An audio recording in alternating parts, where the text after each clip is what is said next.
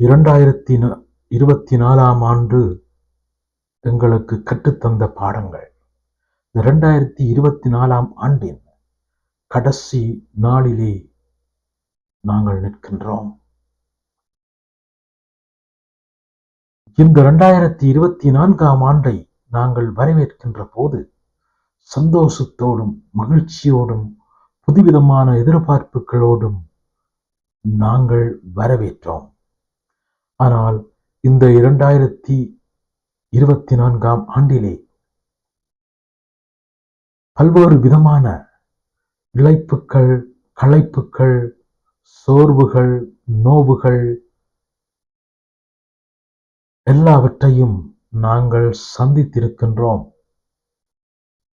இன்னும் பல்வேறு விதமான நோய்கள், இன்னும் பல்வேறு விதமான உயிரிழப்புகள் எல்லாவற்றையும் நாங்கள் கடந்து இந்த 2024ஆம் ஆண்டின் கடைசி நாளிலே மணித்தியாலங்களிலே நாங்கள் விடை கொடுக்க இருக்கின்ற இந்த நேரத்திலே நாங்கள் நின்று கொண்டிருக்கிறோம். இன்றைக்கு எங்களோடு பயணித்தவர்கள், எங்களோடு உறவாடியவர்கள், இன்னும் எங்களோடு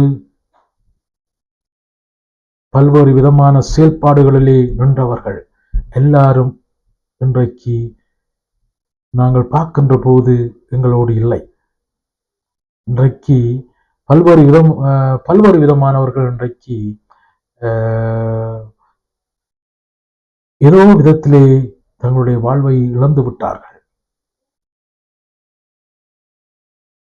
நாங்கள் இன்றைக்கு இந்த கடைசி மணி துளி நேரத்திலே இருக்கின்றோம் என்று சொன்னால் அது கடவுளுடைய வரம், கடவுள் தந்த செயல்பாடு, கடவுள் எங்களுக்கு இன்னும் ஒரு ஆண்டை தருகின்றார் என்ற அந்த எதிர்பார்ப்போடு நாங்கள் இந்த 2002ஆம் ஆண்டிலே கவலைகளாலும் கண்ணீர்களையும் கடந்து இன்றைக்கு கடைசி நாளிலே கடைசி மணித்தியாலங்களிலே நாங்கள் நின்று கொண்டிருக்கிறோம். பல இழப்புகள் இருந்தாலும், பல தோல்விகள் இருந்தாலும் 2025ஆம் ஆண்டு எங்களுக்கு ஒரு புதுவிதமான புத்துணர்ச்சியை தரும் என்ற நோக்கத்தோடு நாங்கள் 2025ஆம் ஆண்டை நாங்கள் வரவேற்க இருக்கின்றோம். இன்னும் இந்த 2024ஆம் ஆண்டிலே பல்வேறு விதமான கசப்புணர்வுகளை நாங்கள் சந்தித்திருப்போம். பல்வேறு விதமான எதிர்பாராத நிகழ்வுகளை நாங்கள் சந்தித்திருக்கின்றோம். கவலைகளை சந்தித்திருக்கின்றோம், கண்ணீர்களை சந்தித்திருக்கின்றோம்.